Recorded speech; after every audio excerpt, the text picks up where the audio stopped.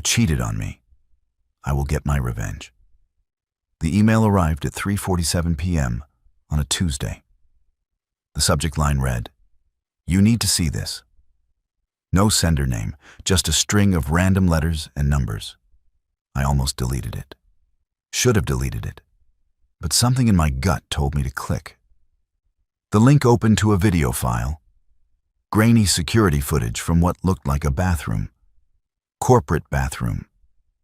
Judging by the marble countertops and fancy soap dispensers, the timestamp showed last Thursday, 2:23 p.m.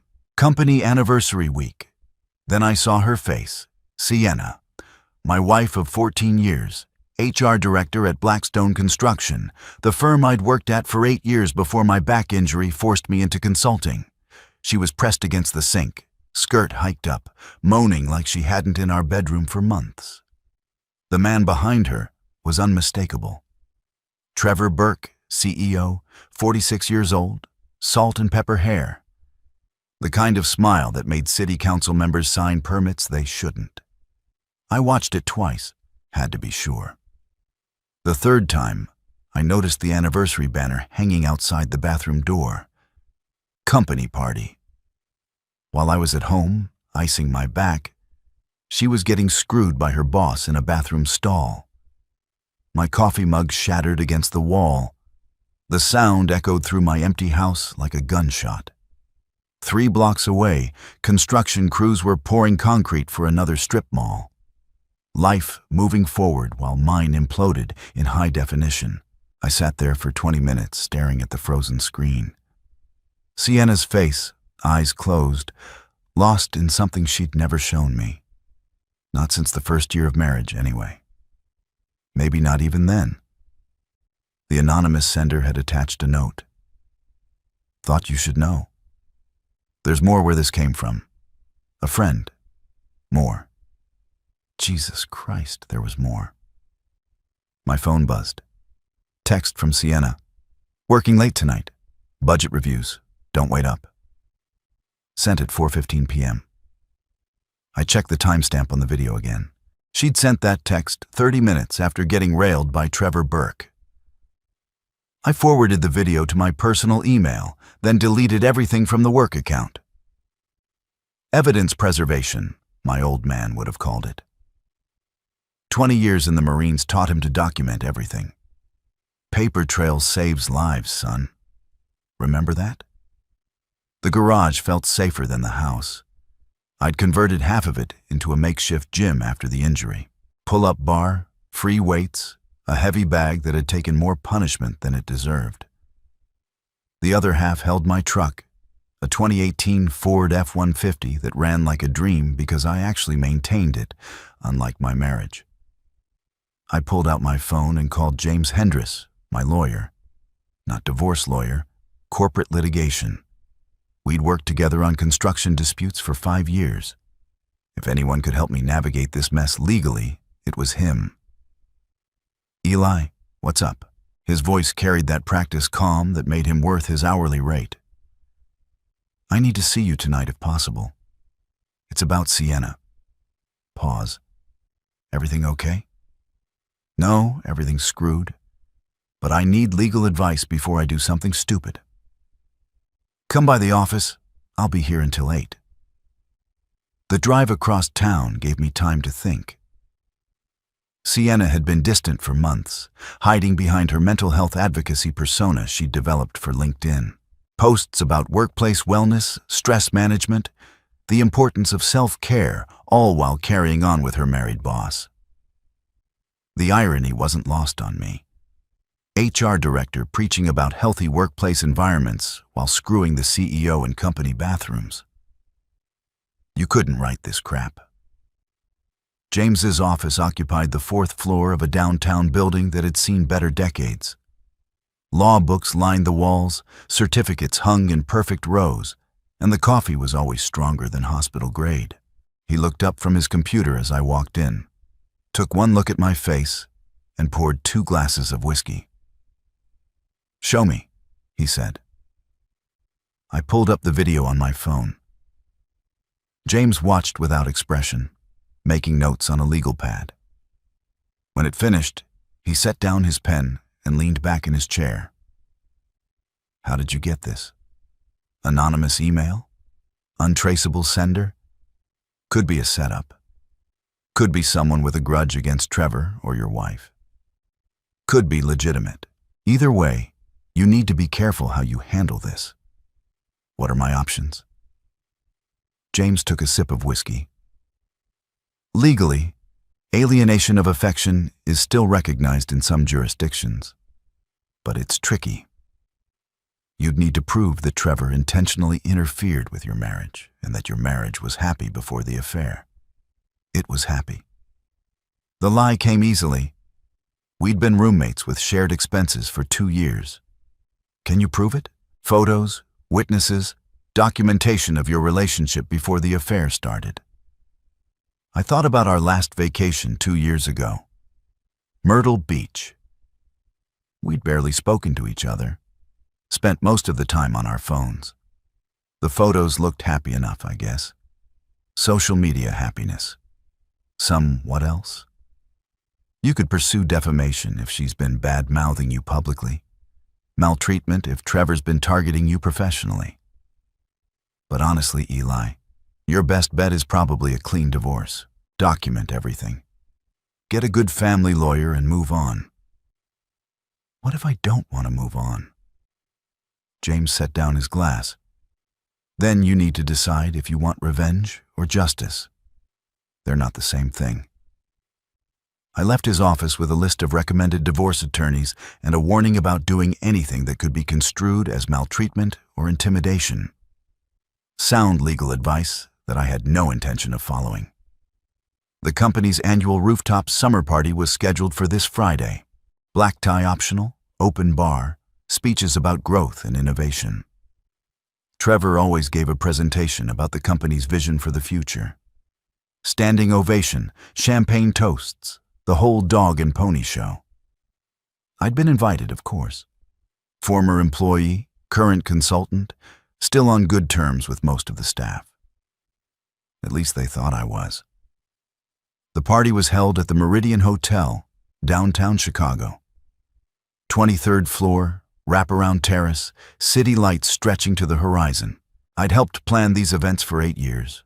Knew the layout, the schedule, the technical setup. I arrived at 7:30 wearing my best suit, navy blue, tailored, the one Sienna had bought me for our anniversary 2 years ago. The irony felt appropriate.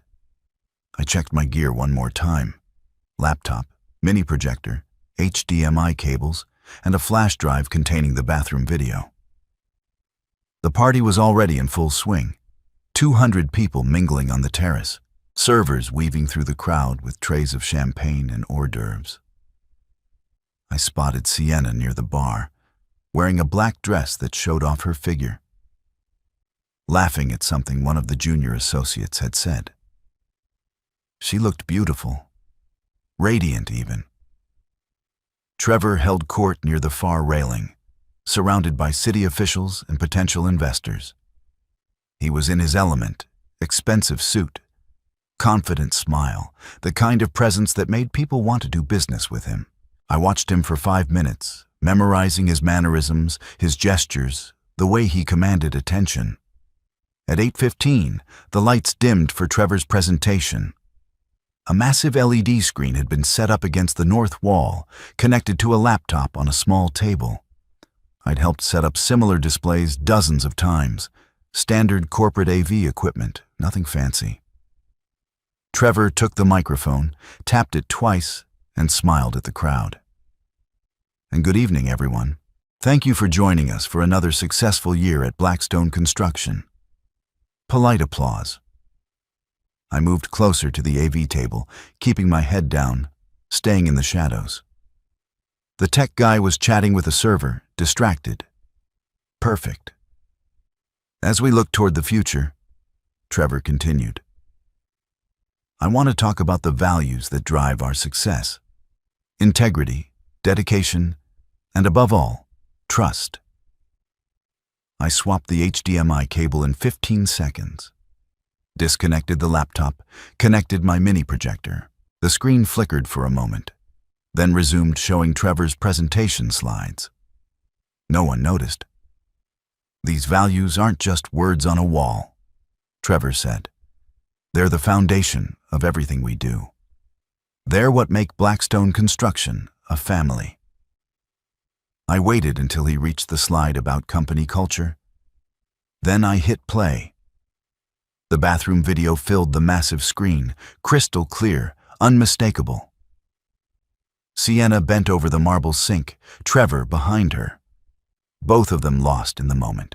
The sound was muted, but the visual was devastating.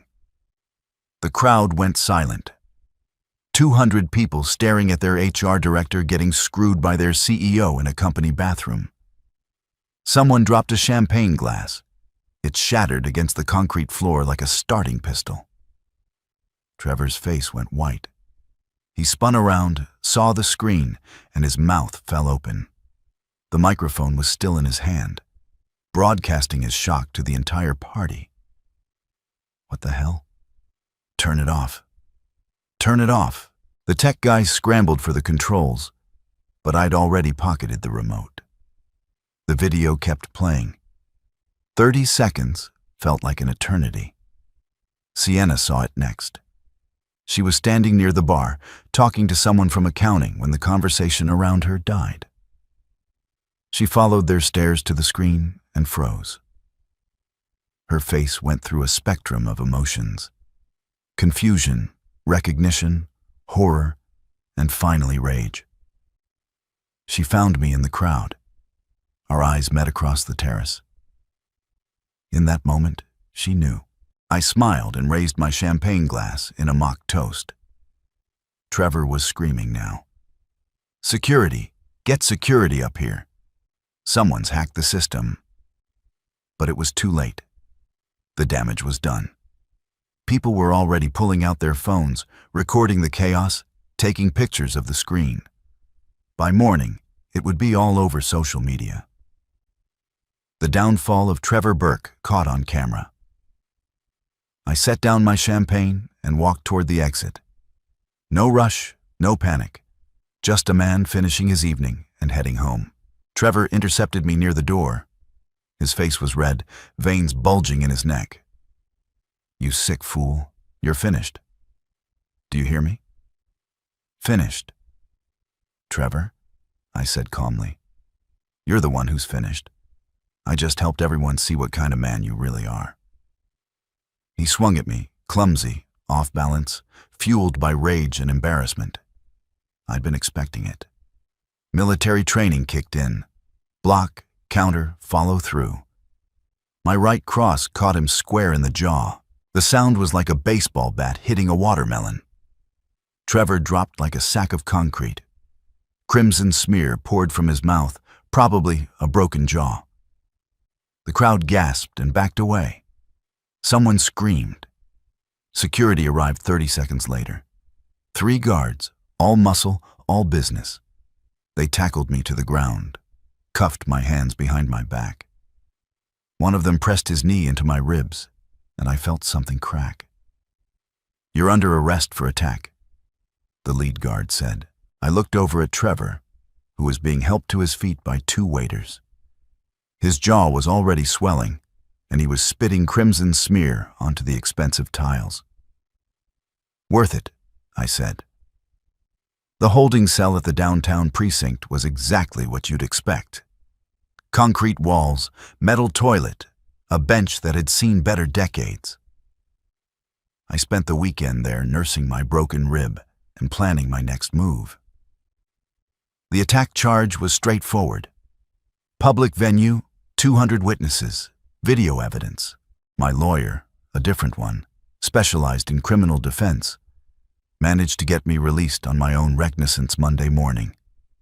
Court date set for next month. I walked out of the precinct into a gray Chicago morning. The weather matched my mood. Overcast, threatening rain, the kind of day that made you want to stay inside and avoid human contact. My truck was still in the hotel parking lot.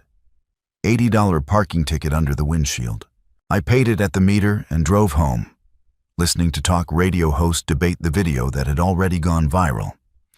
CEO caught in bathroom scandal was trending on Twitter. The clip had been viewed 3 million times. The house felt different, empty, but not in a bad way. More like a clean slate. I walked through the rooms looking at 14 years of shared life. Wedding photos, vacation pictures, her books mixed in with mine on the shelves. It would all have to be sorted, divided, cataloged for the divorce. I was making coffee when someone knocked on the door. Persistent, urgent knocking. I looked through the peephole and saw a young woman I didn't recognize. Asian, maybe late 20s, wearing a business suit and carrying a leather portfolio. I opened the door. "Can I help you, Mr. North?" "My name is Nora Fielding. I worked for Trevor Burke. I have information you might find useful." I let her in. She sat on the edge of my couch, nervous energy radiating from her posture. Her hands shook slightly as she opened her portfolio. "I was Trevor's executive assistant for 3 years," she said. "I know what he's been doing. Not just with your wife, with other women, with the company finances, with everything." She handed me a flash drive. "This contains copies of emails, financial records, HR complaints that were buried, everything." "Why are you giving this to me?" "Because he fired me this morning. Said I was a security risk, that I couldn't be trusted. 3 years of perfect performance reviews, and he throws me away like garbage because he's embarrassed." I plugged the flash drive into my laptop. The files were organized by date and category. Emails between Trevor and Sienna dating back 8 months. Financial records showing questionable transactions. HR complaints from female employees that had been dismissed or buried. "How did you get all this?" "I'm his assistant. I have access to everything, had access. And after what he did to me," she shrugged, "I figured you deserved to know the truth." I scrolled through the emails. Trevor and Sienna had been planning this for months. Not just the affair, but the divorce. They discussed how to make me look unstable, how to maximize her settlement, how to discredit me professionally, my own wife plotting my destruction with her lover. "There's more," Nora said. "I've been in contact with other former employees, women who were maltreated, threatened, forced out. They're willing to testify if you decide to pursue legal action. What do you want in return?" "I want Trevor Burke destroyed completely. I want him to lose everything. The way he tried to destroy me and God knows how many other women."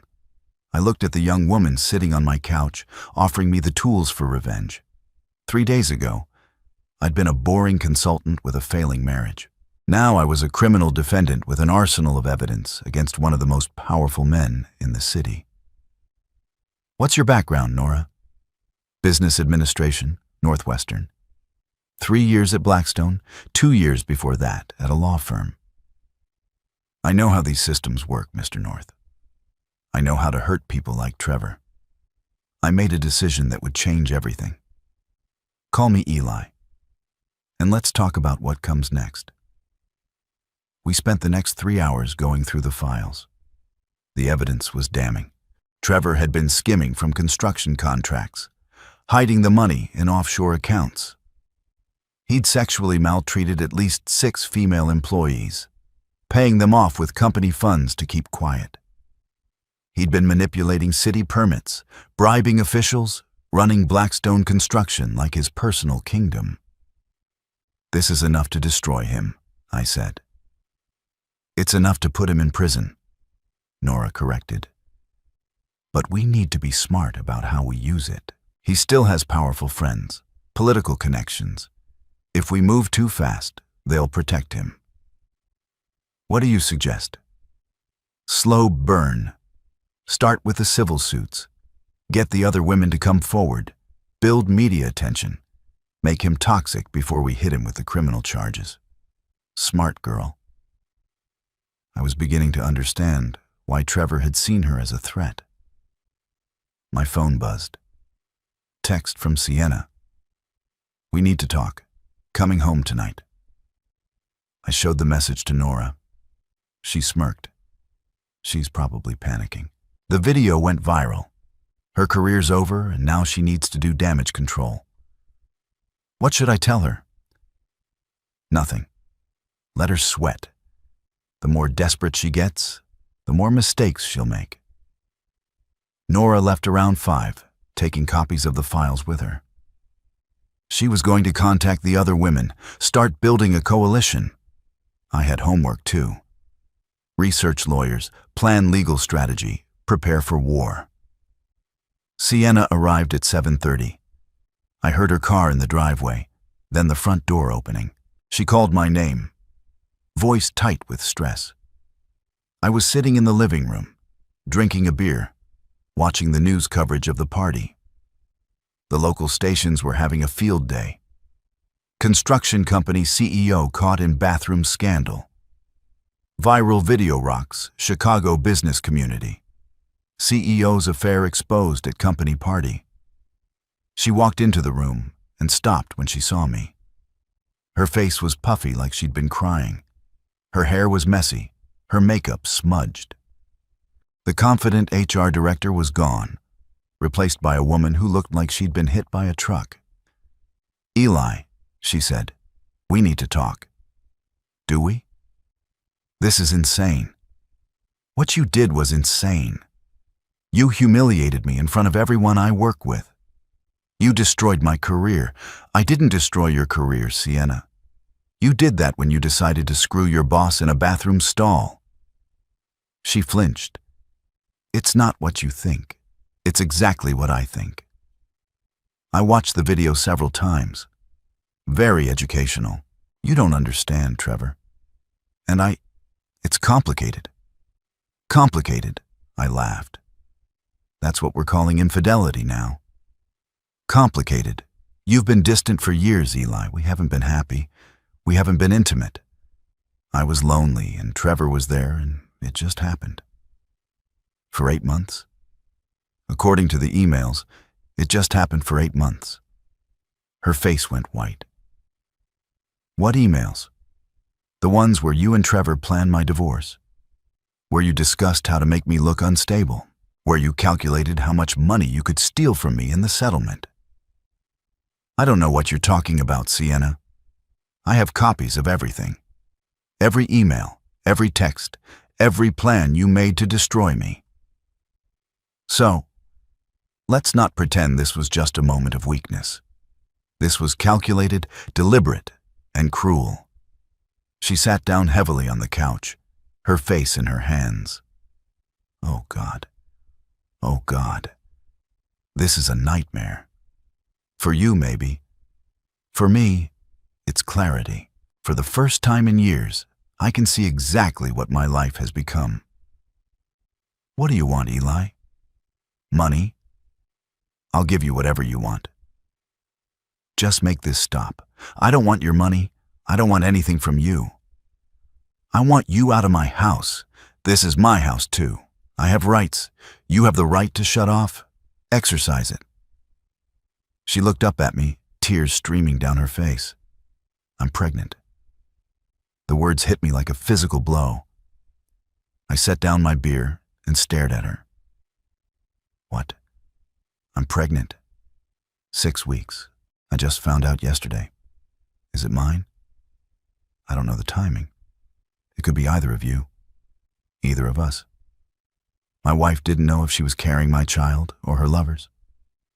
The situation had moved beyond mere betrayal into something darker, more twisted. Have you told Trevor?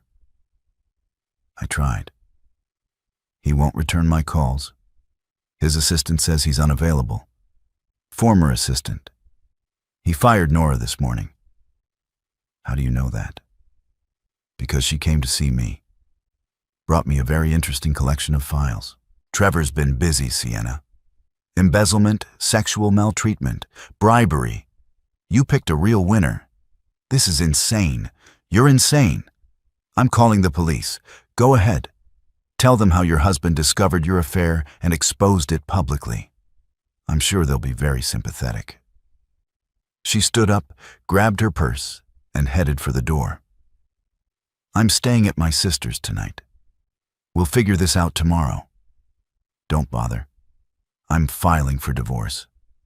Contest it if you want. But the evidence is overwhelming. You'll be lucky to get anything. She stopped at the door. Eli, please. I know I made mistakes, but we can work through this. We can go to counseling. Start over. We can't start over, Sienna. You burned it all down. The only question now is whether you want to walk away with some dignity or let me destroy you completely. She left without another word. I heard her car start, then drive away. The house was quiet again, but it felt different now. Not empty, clean, like the air after a thunderstorm. I called my sister Lana. We'd been distant for years, the way families get when life takes you in different directions. She was a therapist in Milwaukee, divorced, 2 kids. We talked maybe twice a year. Eli, what's wrong? Everything. My marriage is over. I'm probably going to prison, and I might be having the time of my life. Slow down. What happened? I told her everything. The video, the party, the arrest, the evidence. She listened without interrupting, the way therapists do. Jesus, Eli, I'm so sorry. Don't be. I'm not. Are you okay? I mean, really okay. I'm better than I've been in years. That's probably not normal, is it? Revenge can be intoxicating, but it's also destructive. You need to be careful not to lose yourself in this. What if I already have? What if this is who I really am? Then you need help. Professional help. This isn't healthy, Eli. Maybe not, but it's honest. For the first time in years, I'm being completely honest about who I am and what I want. What do you want? I want Trevor Burke to suffer. I want him to lose everything. I want him to feel the same humiliation and powerlessness that I felt when I watched that video. And then what? I haven't thought that far ahead. You should, because revenge is like a pill. The high doesn't last and the crash is brutal. After we hung up, I sat in my living room and thought about what she'd said. Maybe she was right. Maybe this was unhealthy. But unhealthy felt better than the slow end of my marriage, the grinding mediocrity of my life. Before the video, I pulled out my laptop and started researching. If I was going to destroy Trevor Burke, I needed to understand him completely. His background, his connections, his weaknesses. The internet was a gold mine of information for someone who knew how to look. Trevor had grown up wealthy, attended private schools, inherited his first construction company from his father. He built Blackstone through acquisitions and political connections, not talent or hard work. He was married to a woman named Patricia. No children, lived in a mansion in Lake Forest. His hobbies included golf, sailing, and apparently screwing his employees. I found photographs from charity events, business journals, society pages, Trevor and Patricia at galas, fundraisers, political dinners. They looked happy enough, but rich people were good at appearances. Then I found something interesting, a blog post from 2 years ago written by a woman named Jennifer Walsh, former Blackstone employee, claiming sexual maltreatment by Trevor. The post had been taken down, but the internet never forgets. I found a cached version. Jennifer described a pattern of behavior that matched what I'd seen in the files. Late meetings, inappropriate comments, escalating pressure. When she complained to HR, she'd been told it was a misunderstanding. When she'd pressed the issue, she'd been fired for performance issues. I found her contact information through social media. She was working at a nonprofit, now seemed to be doing well. I sent her a message. My name is Eli North. I have information about Trevor Burke that you might find interesting. She replied within an hour. I've been waiting for someone to take him down. Let's talk. We met at a coffee shop in Lincoln Park the next morning. Jennifer was in her 30s, professional, attractive in a way that would have caught Trevor's attention. She brought a folder full of documents, emails, performance reviews, notes from meetings. "I saved everything," she said. "I knew someday someone would need proof." "Why didn't you pursue legal action?" "I tried, but Trevor has connections. My lawyer advised me to take the settlement and move on. Said I'd never win against someone with his resources." "What if you had other women backing you up? A pattern of behavior, multiple sufferers, that would change everything." "But getting women to come forward is hard. They're scared and they have every right to be." "What if they didn't have to come forward alone?" She leaned forward. "What are you planning?" "I'm going to destroy Trevor Burke completely. And I'm going to do it legally, systematically, and publicly. Would you be willing to help?" "What's in it for you?" "You're not one of his sufferers. He's been screwing my wife for 8 months. He's stolen from his company, maltreated his employees, and corrupted city officials. Someone needs to stop him." "And you think you're the one to do it?" "I know I am." Jennifer smiled for the first time since I'd met her. "Okay, let's burn him down." We spent the next 2 hours planning strategy. Jennifer would contact other former employees, women who'd been maltreated or intimidated. I would work with Nora to document the financial crimes. Together, we'd build a case that would destroy Trevor's reputation, his business, and his freedom. The legal system moved slowly, but public opinion was faster. I started feeding information to reporters, bloggers, anyone who would listen. Anonymous tips about Trevor's conduct, his finances, his political connections. The story grew legs, spread across social media, gained momentum. By Friday, 3 more women had come forward. The Chicago Tribune ran a front-page story. Construction CEO faces multiple maltreatment claims. The video from the party had been viewed 10 million times. Blackstone's stock price was in free fall. Trevor fought back the only way he knew how, with money and violence. He hired a team of lawyers, private investigators, and public relations experts. He tried to discredit the women, claimed the video was fake, blame everything on a disgruntled employee. Then he made a mistake. He sent men to scare me. I was leaving the grocery store Thursday evening when they approached. 2 guys, mid-30s, trying to look casual but failing. They followed me to my truck, waited until I was loading bags into the bed. Eli North. I turned around. They were standing close, trying to intimidate me with their size. Both were bigger than me, but they had the soft look of men who'd never been in a real fight. "Yeah. We have a message from Mr. Burke. He wants you to stop what you're doing. Go back to your quiet life. Forget about him and your wife. Otherwise, things might get unpleasant." "Unpleasant? How?" "Accidents happen. Houses burn down. People get hurt. You understand?" I looked at them for a long moment. They thought they were dealing with a broken man, someone who'd fold under pressure. They were wrong. "I understand perfectly," I said. "But I think you misunderstand me." I opened the truck's glove compartment and showed them my Glock 19 legal carry permit. Properly registered. Completely above board. Their confidence evaporated. "This is a public parking lot," I said. "You're threatening me in front of witnesses. I'm armed, trained, and completely within my rights to defend myself. So, let me ask you a question. Are you willing to die for Trevor Burke?" They looked at each other, then back at me. The calculation was simple. They were getting paid to scare me, not to take a bullet. "This isn't over." One of them said, "Yes, it is.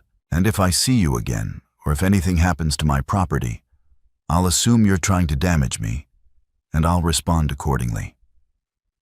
They left. I finished loading my groceries, drove home, and called Detective Evan Wolf. He was the investigating officer for my attack case. Seemed like a decent guy who actually cared about justice. "Detective, I need to report a threat. 2 men approached me in a parking lot tonight. Said they were working for Trevor Burke." "Did they threaten you directly?" "They said accidents happen, houses burn down, people get hurt. I took that as a threat." "Any witnesses?" "Security cameras, probably. It was at the Whole Foods on North Avenue. I'll check it out. In the meantime, be careful and document everything." The next day, Friday, was the 1-week anniversary of the bathroom video. I marked the occasion by filing a civil lawsuit against Trevor Burke for alienation of affection, defamation, and intentional infliction of emotional distress. The amount, $5 million. My lawyer, a shark named William Garrett, held a press conference on the courthouse steps. He was expensive, aggressive, and had a reputation for taking down powerful men. Perfect for what I needed. Trevor Burke has misused his position of power to destroy families, maltreat employees, and corrupt our city government. Garrett said, "My client is seeking justice, not just for himself, but for all the women who've been victimized by this hunter." The media loved it. By evening, the story was national news. CEO faces lawsuit over bathroom video scandal. Construction company boss accused of maltreatment pattern. Husband seeks revenge in court. Trevor's response was predictable. His lawyers filed a motion to dismiss, claiming the video was illegally obtained and that I was seeking to profit from my own criminal behavior. They also suggested that my wife was the sufferer of revenge adult movie, that I was a dangerous, unstable individual who should be prosecuted to the fullest extent of the law. The strategy might have worked if the evidence hadn't been so overwhelming. But every day brought new revelations. Former employees coming forward with stories of maltreatment, financial records showing embezzlement, city officials distancing themselves from Trevor's projects. The breaking point came when Patricia Burke, Trevor's wife, filed for divorce. She'd been silent through the scandal, standing by her husband, maintaining the facade of a happy marriage. But when the financial crimes became public, when she realized how much money Trevor had stolen, she hired her own lawyer and sued for half of everything. Trevor's empire was crumbling. Blackstone's board of directors called an emergency meeting. Investors pulled out. Construction projects were canceled. The company that had taken him 30 years to build was disintegrating in 2 weeks. I should have felt satisfied. This was what I'd wanted. Trevor's complete destruction. But victory felt hollow. My marriage was over. My wife was pregnant with another man's child, and I was facing criminal charges for attack. Revenge had a price, and I was paying it. The final confrontation came on a Tuesday evening in October. I was leaving my lawyer's office after a deposition when I spotted Trevor's Jaguar in the parking garage. He was waiting for me, leaning against his car, looking like he hadn't slept in days. "Eli," he said as I approached. "We need to talk." "Nothing to talk about, Trevor. See you in court, please. 5 minutes." "Manto man." I stopped walking. He looked pathetic. Expensive suit wrinkled, hair disheveled. The confident CEO replaced by a desperate man facing ruin. "You've won," he said. "You've destroyed everything I built. My company, my marriage, my reputation. Are you happy now?" "Getting there." "What do you want?" "Money. I'll pay whatever you're asking. Just make it stop. I don't want your money. I want you to suffer. I am suffering every day, every night.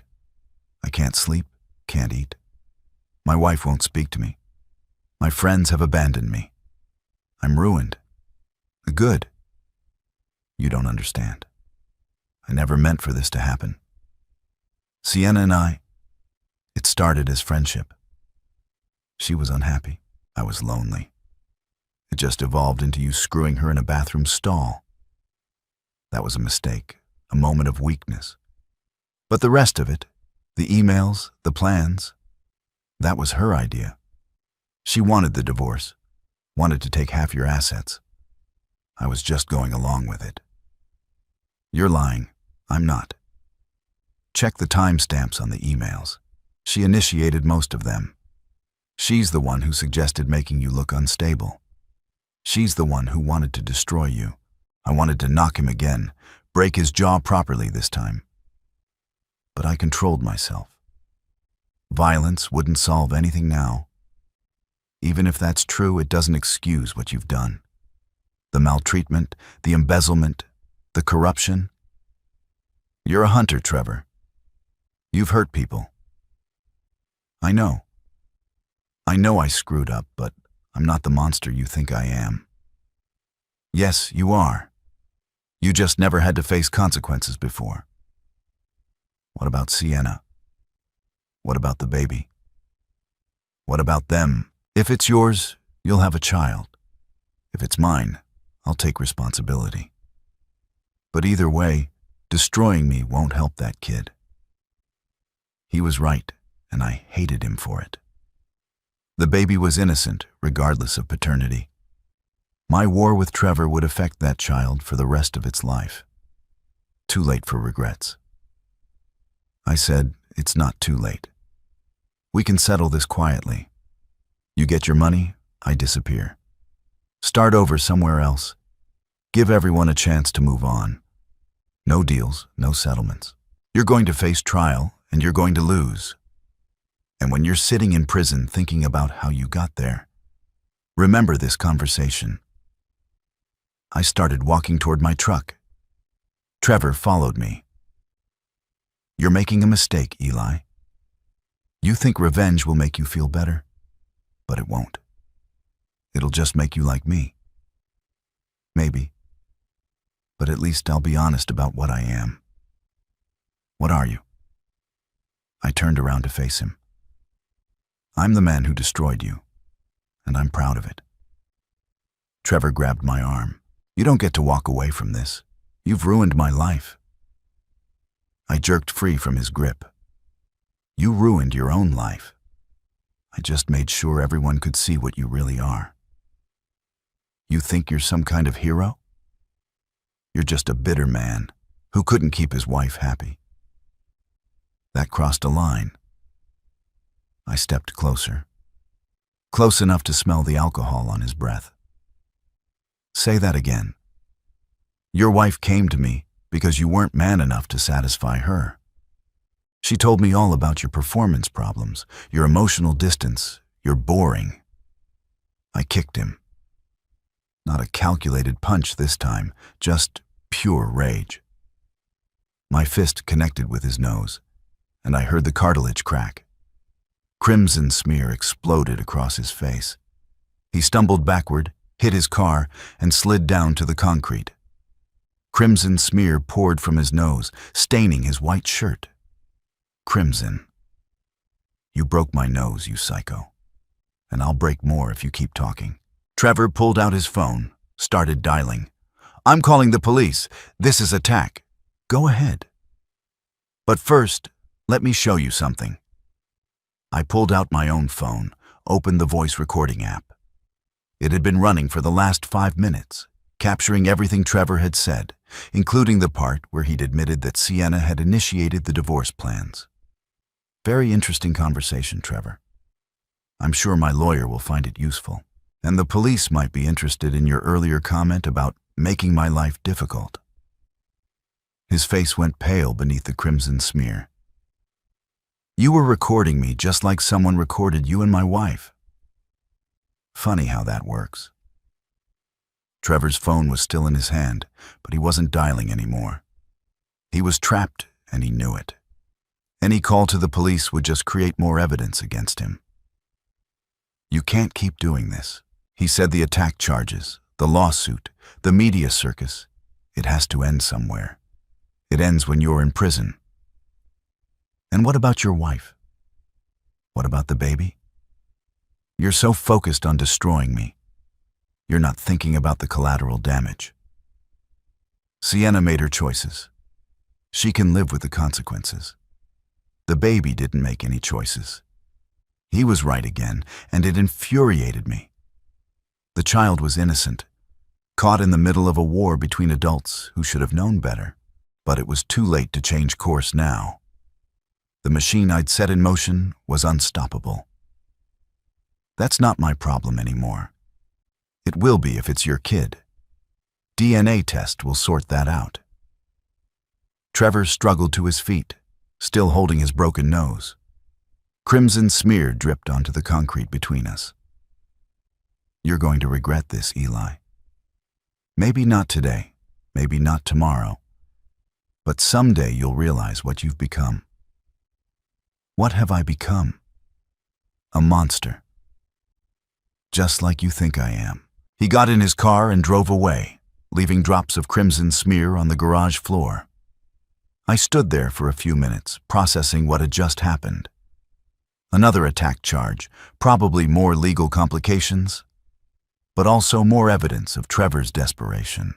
I drove home through the Chicago evening, past the construction sites and office buildings where normal people lived normal lives. People who went to work, came home to their families, watched television, and went to bed without plotting anyone's destruction. I envied them. The house was dark when I arrived. Sienna hadn't been back since the night she told me about the pregnancy. Her sister had called twice trying to arrange a meeting to work things out. I declined both times. There was nothing to work out. I poured a whiskey and sat in my living room thinking about Trevor's words. Was I becoming the monster I was trying to destroy? Was revenge worth the cost? My phone rang. Nora Fielding. Eli, we have a problem. Jennifer Walsh just called me. She's being followed by who? Private investigators probably hired by Trevor. They're trying to intimidate her, get her to withdraw her statement. Is she okay? Scared, but okay. But this confirms what we suspected. Trevor is not going down without a fight. What do you recommend? We accelerate the timeline, get everything to the prosecutors now before he can silence more witnesses. The next morning, I met with the district attorney's office. Assistant DA Sarah Chen was handling the case, a sharp woman in her 40s who specialized in white-collar crime. I brought all the evidence, the files Nora had provided, the financial records, the testimony from Trevor's sufferers. This is extensive, Chen said, flipping through the documents. But building a criminal case takes time. We need to verify everything, interview witnesses, coordinate with federal authorities on the financial crimes. How much time? 6 months minimum, maybe a year. Trevor's using that time to intimidate witnesses. He's got private investigators following people, threatening them. We can offer witness protection for anyone who feels unsafe. But Mr. North, I need to ask you something. Are you committed to seeing this through? Because once we file charges, there's no going back. This will be a very public, very ugly trial. I'm committed, even if it means your personal life becomes public record, your marriage, your wife's affair, the circumstances of your attack charge. Especially then. I want everyone to see what Trevor Burke really is. Chen nodded. Then we'll move as quickly as we can. But you need to stay clean. No more confrontations, no more violence. Any additional charges against you will undermine our case. I left the DA's office feeling cautiously optimistic. The system was slow, but it was working. Justice might actually be served. That optimism lasted exactly 3 hours. I was at home reviewing documents for my divorce attorney when Sienna showed up. She looked terrible. Pale, thin, dark circles under her eyes. The pregnancy wasn't showing yet. but the stress was written all over her face. "We need to talk," she said. "I thought we covered everything last time. I lost the baby." The words hit me like a physical blow. I sat down heavily on the couch, trying to process what she'd said. "When?" "Yesterday." Fed aside. The doctor said stress was probably a factor. I didn't know how to feel. Relief that we wouldn't have to deal with the paternity question. Grief for a child that might have been mine. Guilt that my war with Trevor had contributed to its end. "I'm sorry," I said, and meant it. "Are you? Because this is what you wanted, isn't it? No baby to complicate your revenge. I never wanted this. You wanted to destroy everything in Trevor's life. Well, congratulations. You succeeded."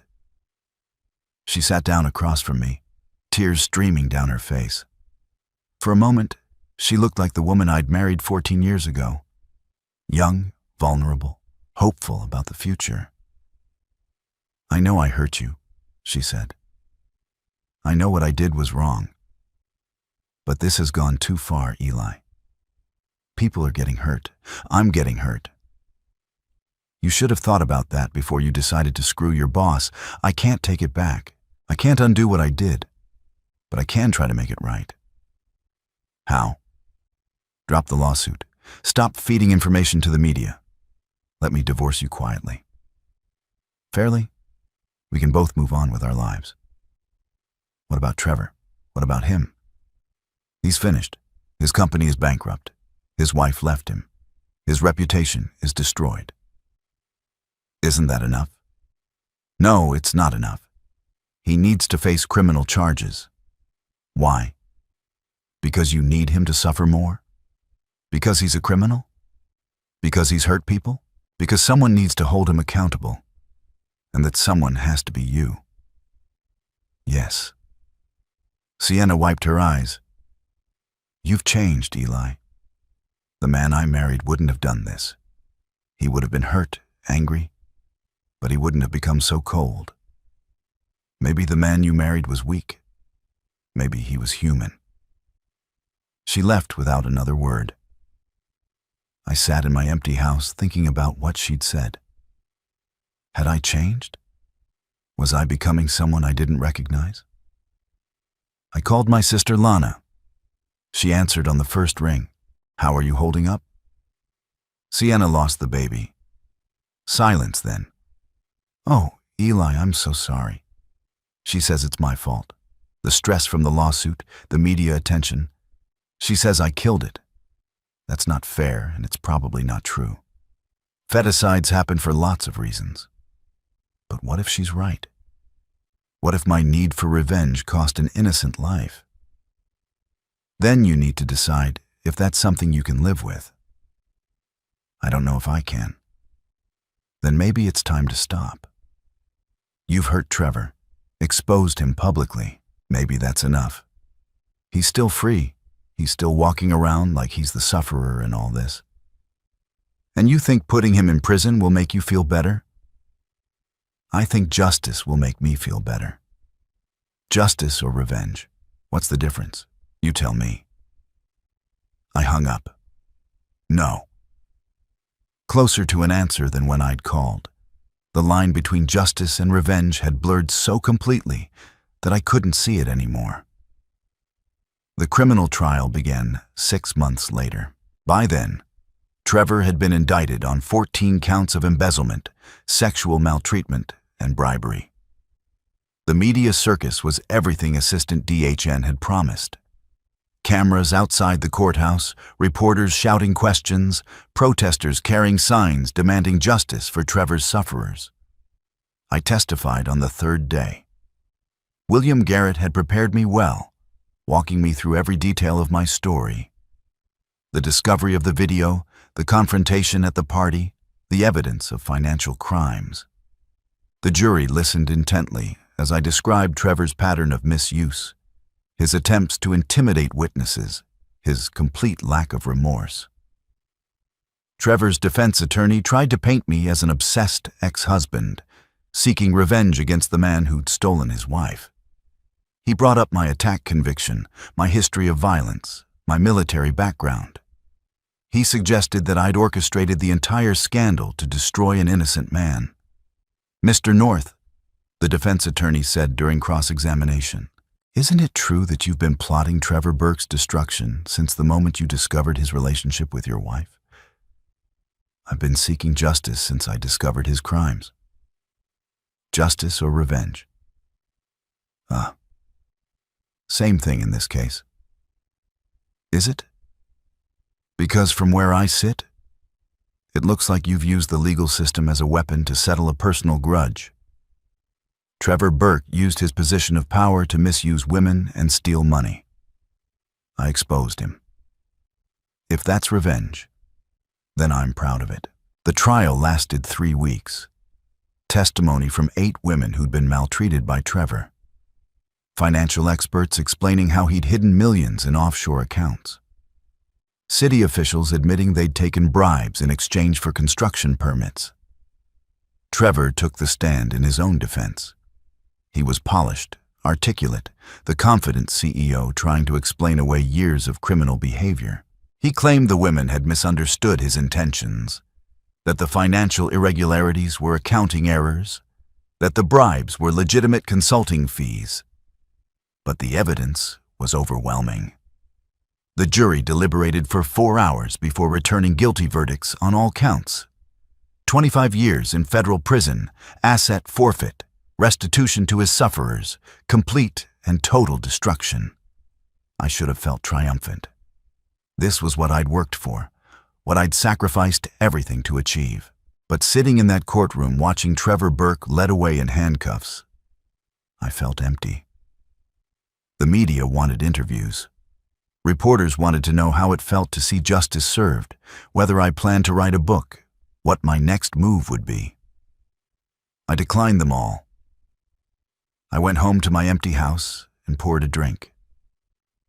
The divorce had been finalized 2 months earlier. Sienna had moved to California, taken a job with a nonprofit. We hadn't spoken since the day she'd told me about the feticide. My phone rang. It was Jennifer Walsh, the first woman who'd agreed to testify against Trevor. "We did it," she said. "We actually did it." "Yeah, we did." "You don't sound happy." "I don't know how I feel. I feel free. For the first time in 3 years, I feel like I can breathe again." "That's because of you, Eli. Because you were willing to fight when no one else would. It cost me everything. But it was worth it, wasn't it? Knowing that he can't hurt anyone else." I thought about the question, was it worth it? 25 years of Trevor's life in exchange for my marriage, my peace of mind, my sense of who I was as a person. Ask me in a few years. I hung up and walked out to my garage. The heavy bag was still there, still taking punishment. I wrapped my hands and started knocking it, working out the anger and confusion and regret that had been building for months. Each punch was a memory.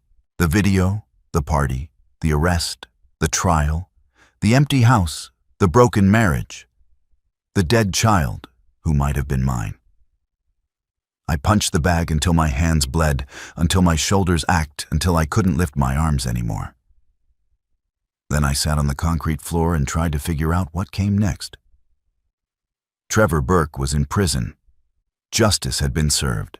The monster had been slain. So why did I feel like I'd lost the war? The answer came to me slowly over the weeks that followed. I'd won every battle. The lawsuit, the criminal trial, the public relations war. But in destroying Trevor, I'd also destroyed myself. The man who'd started this fight was gone, replaced by someone harder, colder, more ruthless. Maybe that was the real cost of revenge. Not just what you lose, but what you become in the process of taking it. I was thinking about this 6 months later, sitting in a coffee shop downtown when I saw him, Trevor Burke, walking down the sidewalk outside. For a moment, I thought I was hallucinating. He was supposed to be in federal prison. Then I remembered he'd been released, pending appeal. His lawyers had found some procedural error, gotten him out on bail while they challenged the conviction. The justice system's finest hour. He looked different, thinner, older, broken in a way that had nothing to do with physical appearance. The confident CEO was gone, replaced by a man who jumped at shadows. He saw me through the window and stopped. For a long moment, we stared at each other through the glass. Then he came inside. Eli Trevor. He sat down across from me without being invited. I heard about the divorce. I'm sorry. Are you? Yes. Whatever you think of me, I never wanted your marriage to end. You screwed my wife for 8 months. What did you think would happen? I don't know what I thought. I wasn't thinking clearly. The waitress came over and Trevor ordered coffee. His hands shook as he reached for his wallet. How's prison treating you? I'm not in prison. Appeal bond. For now? Yeah, for now. He sipped his coffee. You know, I've had a lot of time to think about what happened, about what I did, what you did, the whole situation. And I think we both lost. I'm not the one facing 25 years. No, but you're not the same man you were when this started. I can see it in your eyes. Maybe that's not a bad thing, isn't it? The Eli North I knew, the one who worked for me for 8 years, he was a good man, honest, decent, fair. What happened to him? You happened to him. You and my wife. We gave you a choice. You could have walked away, gotten a quiet divorce, moved on with your life. Instead, you chose war.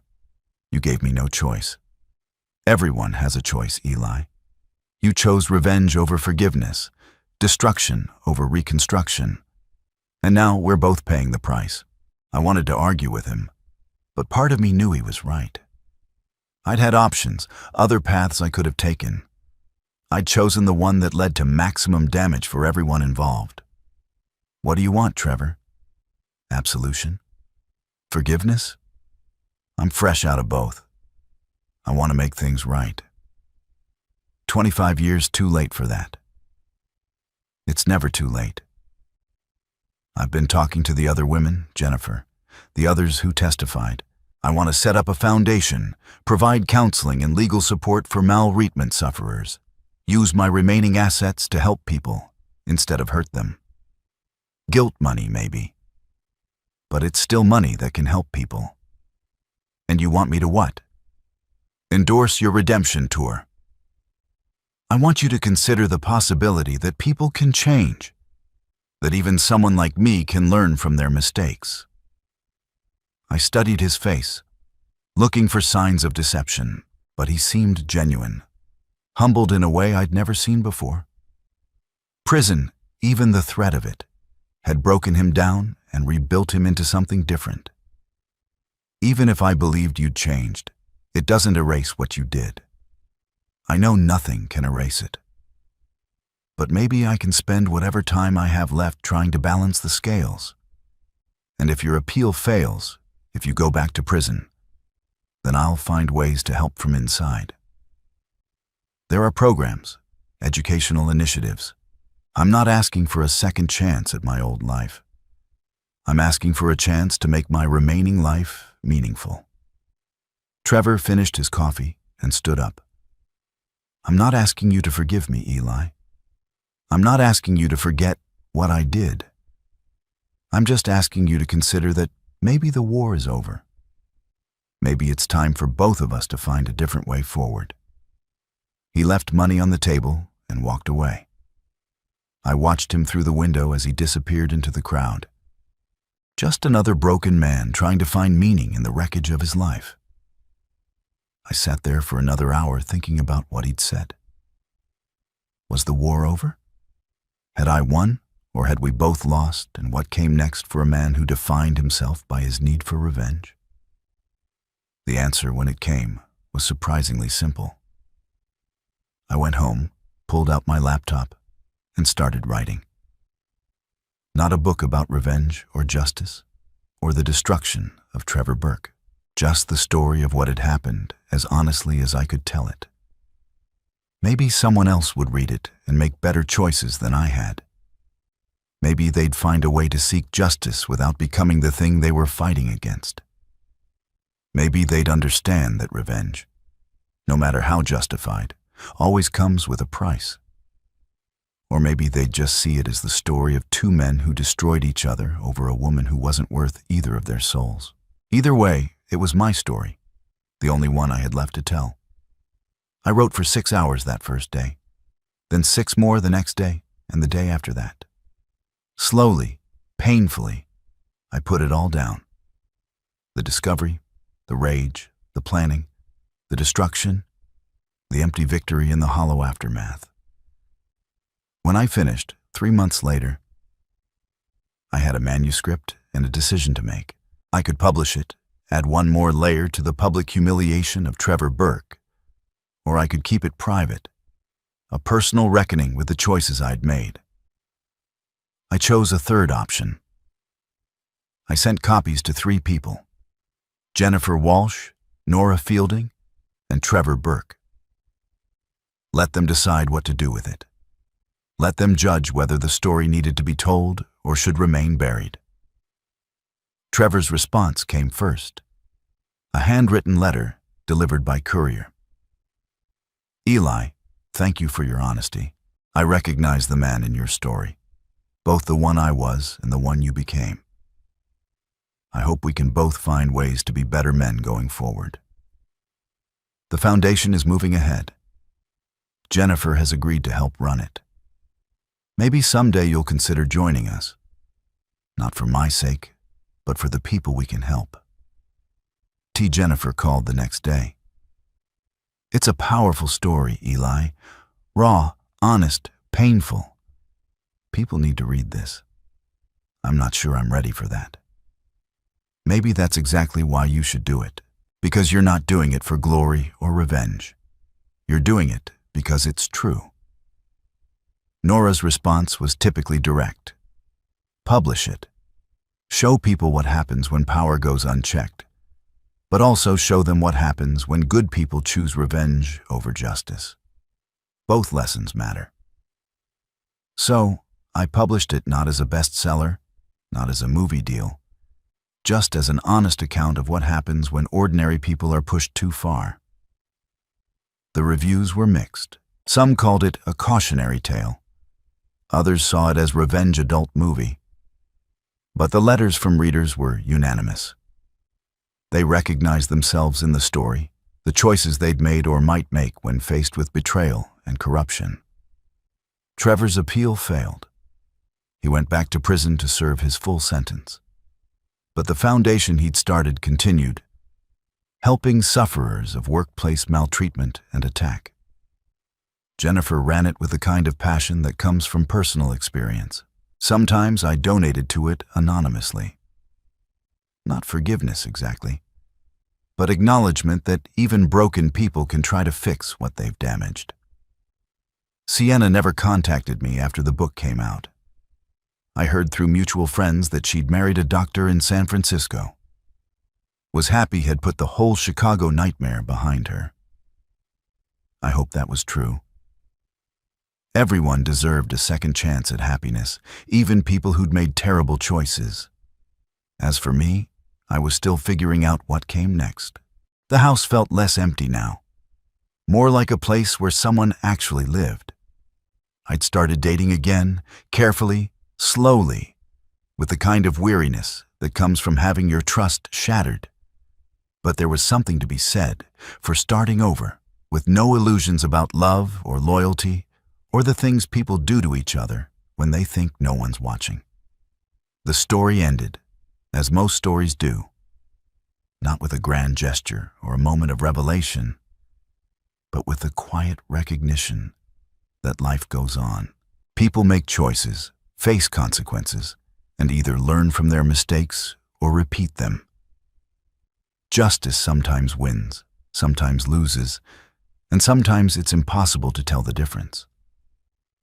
I destroyed Trevor Burke, saved his sufferers, and lost myself in the process. Whether that made me a hero or a villain depended on who was keeping score. But I'd learned something valuable. Revenge might feel like justice, but it tastes like ash when you're eating it alone. The manuscript ended there with me sitting in my kitchen, drinking coffee, and watching the sunrise through windows that nobody had helped me choose. It wasn't the ending I'd planned when this all started, but it was the ending I'd earned. And sometimes, that's the only kind of justice that matters.